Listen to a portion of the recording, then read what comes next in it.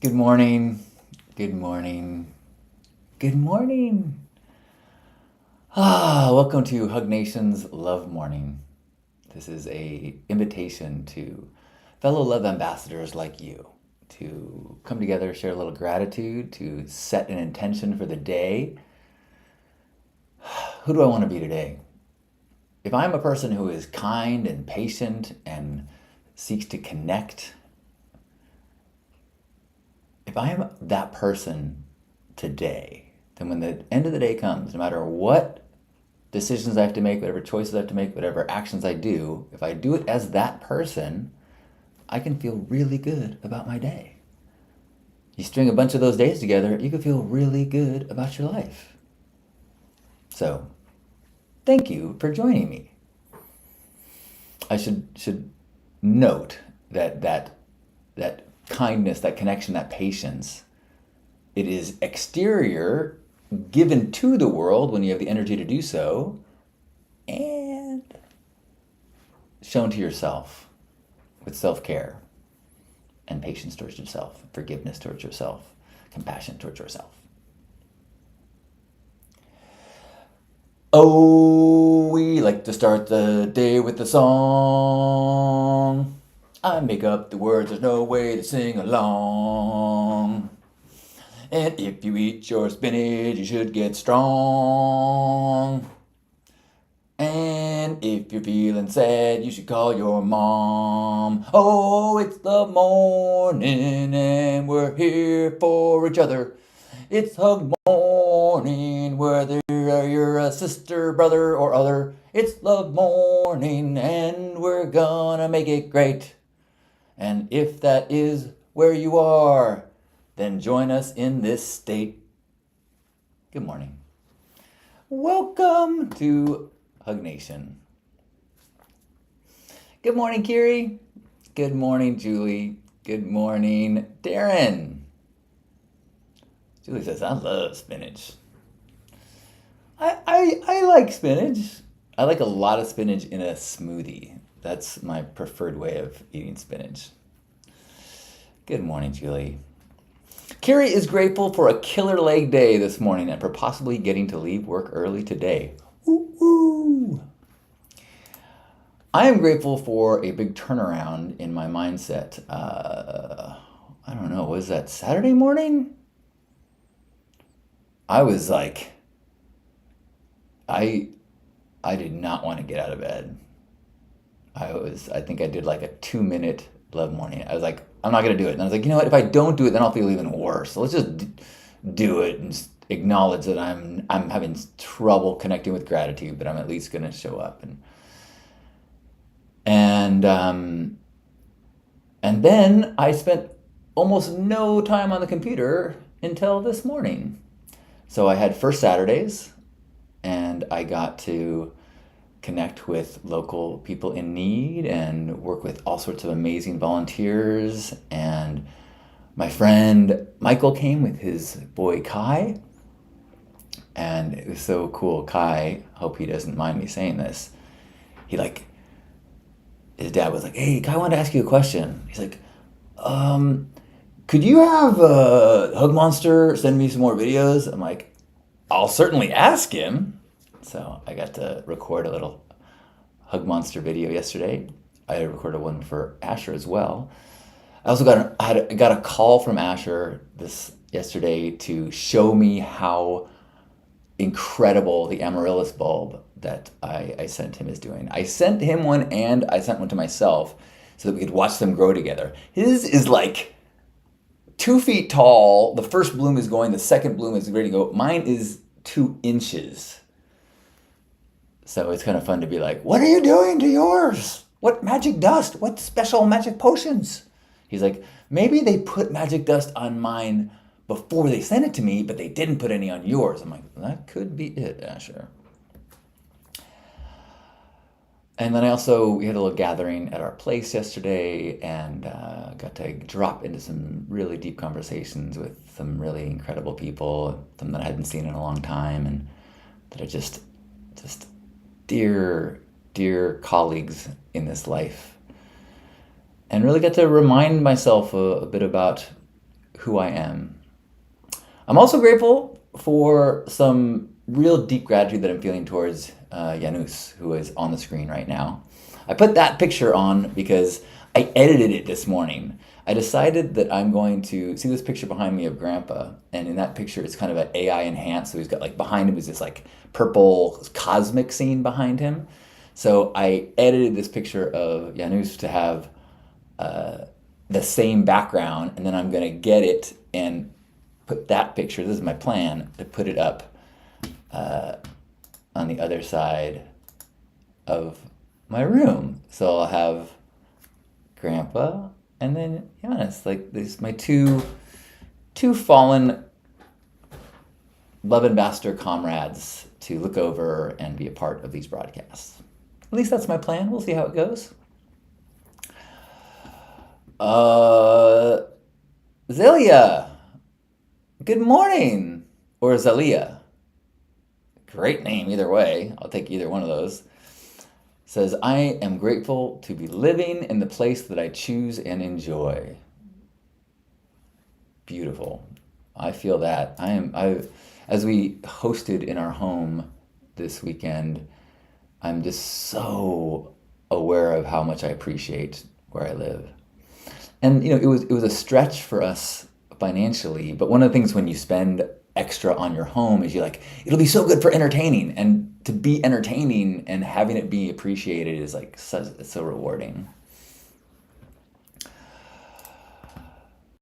Julie says, thank you for saying I'm also having a hard time finding gratitude these days. What I have realized is that I cannot use Facebook the way I used to. The onslaught of fear and panic, whether justified or not, is so relentless that I find it reduces my ability to function as a human.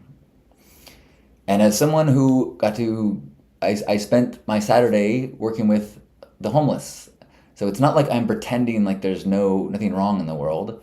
It's just that if I get if I just receive we're doomed, then I the rest of my day is which is kind of what happened to me Saturday morning. So I'm finding that I have to change my relationship to social media, have discipline about the amount and the times and frequency that I go looking for more evidence that we're fucked. Juan says, good morning. I'm grateful for your turnaround. Thank you, Juan. And I so appreciate, I think you and Gerbot were both there for my brief hello. And it just felt so good to know that, I know you're not going to worry about me. I know that I'm human, and that I didn't disappoint anyone or let anyone down by saying yeah, not feeling it today. Hello, Gerbot. Julie says, I've cut back on my social media to almost nothing. Also, I need to go volunteer somewhere. So critical. I mean, Lisa and I, we talked together about, what's the responsible way to be a human in this world today. And I keep coming back to the Ram Dass of no matter what is going to happen in the world, I'm going to quiet my mind, open my heart, and reduce suffering where I see it in the world. That's it.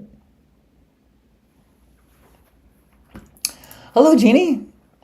So great to see you. She says, I'm grateful for people like you who take their time and effort to inspire others. Thank you, Jeannie. Thank you. And I think that, I've gotten pretty clear on the fact that, as we were discussing, you do not have to look hard to find voices telling you to panic. I was looking at Robert Reich is one of those people who I feel like is, he's alarmist, but I trust him. And a friend commented, someone's like, well, what can we do? And someone said, stay informed and inform others. And I was like, I don't know if that's as effective as you think it is. Like, if you spend your days reading about how bad everything is, unless that makes you say, okay, I'm leaving the house and I am going to go volunteer for an organization for one of those groups that I feel is being persecuted or oppressed. But if you are just saying, I need to make sure everybody knows that we are being oppressed, that we are in danger, not as helpful as I think people think. So that being said, so this space, like I sometimes feel this little guilt of like, is it spiritual bypassing? But I think it's part of a system, just like in a our legal system depends on an adversarial system. One person fights to prove you guilty, one person fights to prove you innocent. And if you are on one side and you go, yeah, well, both are true, the system breaks down. And this space, we are to fight for gratitude, fight for appreciating, fight to take the things that we're taking for granted and bring them into our conscious minds. Take the opportunity to share our wins and celebrate one another's wins. There's time enough for suffering when the dealing's done, as Kenny Rogers sort of said.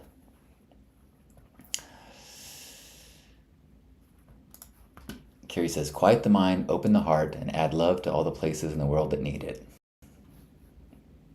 It's a solid plan. It's a solid plan. And there's also something that Lisa and I talk about, is that there is this big, deep activism about evolving consciousness. And if you are in a state of dysregulation and panic, you are not in a position to elevate consciousness in yourself or anyone else. So how do we hold the suffering and the joy?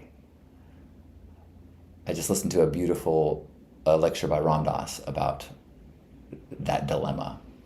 He was talking to a conference of doctors, saying like, your whole mission is to keep people alive, and so you're surrounded by suffering and death. But you need to change your lens so that the objective is not to stop death, but to be present with people as they're going through whatever they're going through. That is a place that you can stay in that place and keep your heart open. Whereas if you're like, I can't let them die, then you have to close your heart, because every death will be way too painful. And the same is true with the struggles and the oppression in the world. Every example of profound unfairness, injustice, oppression is too painful if the objective is to rid the world of evil and greed. If you can be present with people, if you can add love when you can you show self-care when you need, that is not spiritual bypassing. That is keeping your cell healthy in the grand cosmic organism. A sick cell is susceptible to cancer.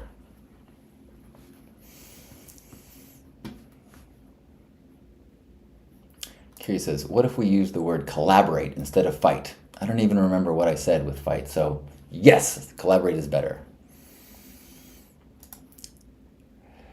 Julie says, it took me a minute. I am grateful for my Temple Guardian family. I had meetings all weekend and I'm not mad about it. Nice. I have not been active in Burning Man planning, but I'm still connected to Pink Heart, and so I got to take the video archive of this weekend's meeting and upload it and share it with the camp. And just like seeing all the excited people in the Zoom just was like super inspiring to me. Curie says, we don't hold the suffering, we see it, thank it, and let it go with intention. Leah says, I'm studying to be an end-of-life doula.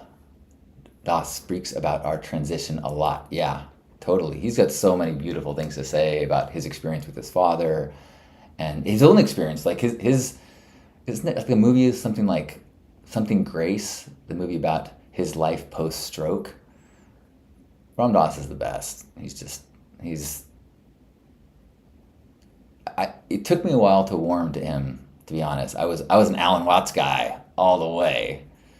Now Ram Dass is my favorite, and currently I love Michael Singer, and Alan Watts will still be my boy, but partially because Alan Watts, he was a spiritual entertainer, and he was a addict and alcoholic, and struggled at the end of his life. And that's, while he has so much to share, it's not the kind of spiritual role modeling that I see in Ram Dass.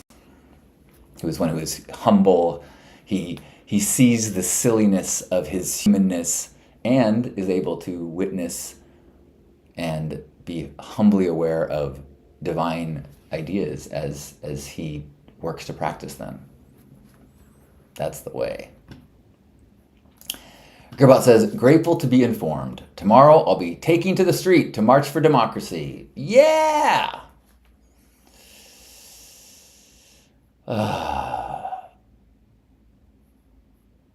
Kira's saying, instead of fight for joy, collaborate on spreading joy. Got it.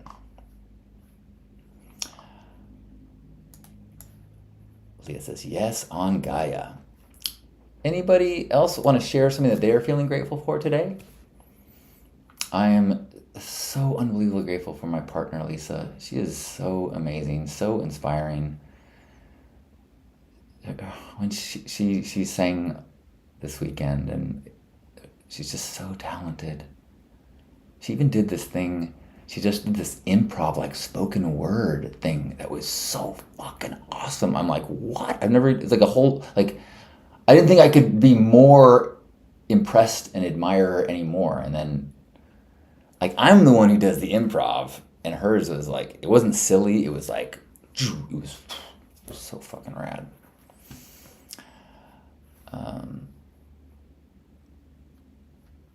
Got it, Carrie says. It's based on the reframing from love warrior to love ambassador. I appreciate that, and I get that. I am grateful for my nephews. I'm grateful for Asher. So nice to get a fun and happy phone call from... So he showed me the plant, and then he played harmonica for a while. I'm like, man, are you getting good?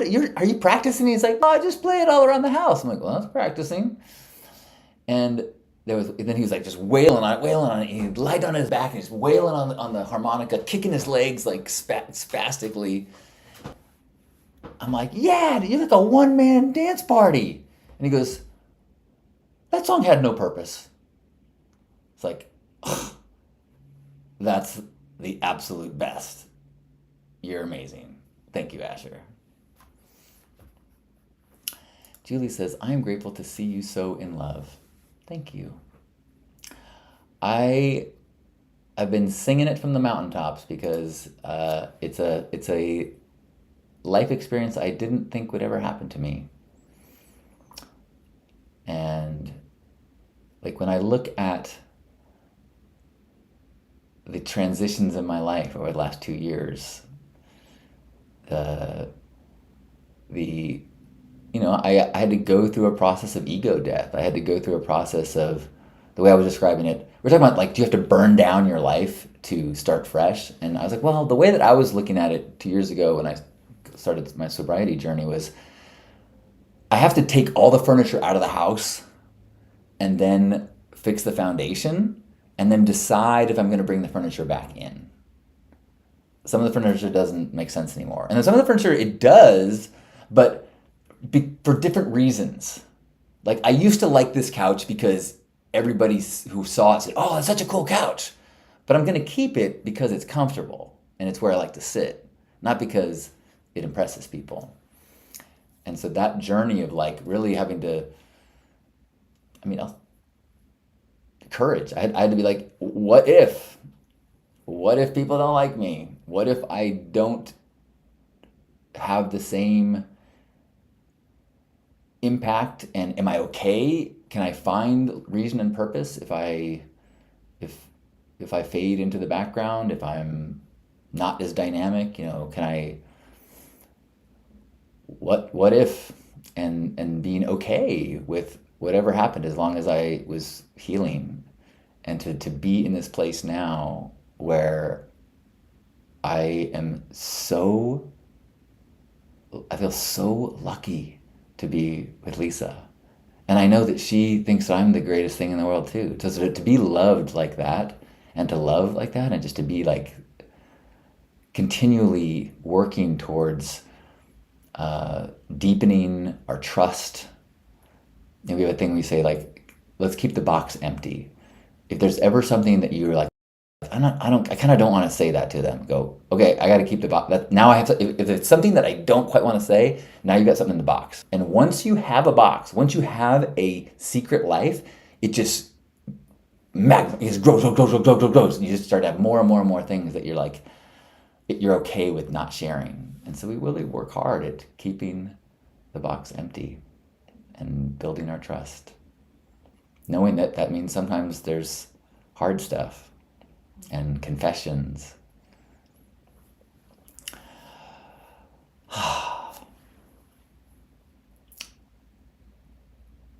And I've been reflecting on how I am like I'm really enjoying this avatar of allowing myself to look the way that I naturally look. I had an epiphany this weekend during this meditation retreat where I was like, if you saw the picture I posted last week with like all the versions of my looks over the years. Let me see if I can quickly find it. It'll be worth it, I think. Maybe not. Maybe not. And like how much of my life like how much of my energy over the years has been about crafting and cultivating and creating this artistic expression of who I am, which has been incredible. It's been such a beautiful process. But the way I am presenting the world now is much more of a allowing my natural look to be. Well, I mean, not 100%. Like I pluck my eyebrows, I'm shaving my neck, I put product in my hair. But I'm like, okay, like, all right, this is the way I show up naturally. And I attribute a big part of that. I mean, a big part of it is the growth that I've been going through about the internal worth. But that's all connected to my secure relationship and having a partnership where I feel and know that her love, acceptance, and attractiveness to me is not connected to the physical. So I don't have to pay so much attention to being the most desirable at all times. Now, side effect, when you don't care, there's something pretty sexy about that. But I needed to have that space of full unconditional acceptance to just stop worrying. Yeah. So, I mean, I love all these looks that I've had over the year. I might return to some of them, but I'm also really enjoying this process of letting the garden grow.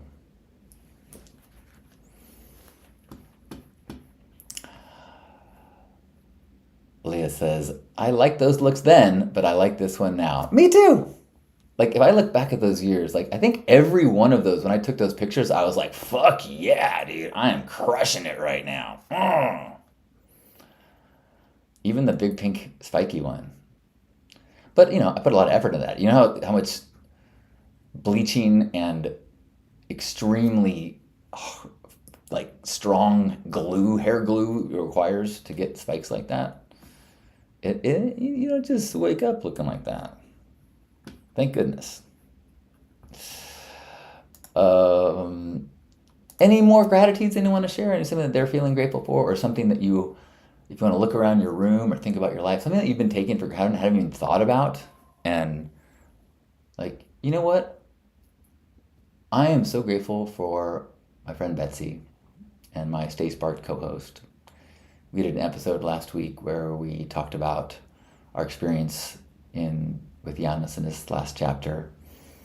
And we've been talking, I talked to her this morning about some things preparing for the memorial. And just so grateful for her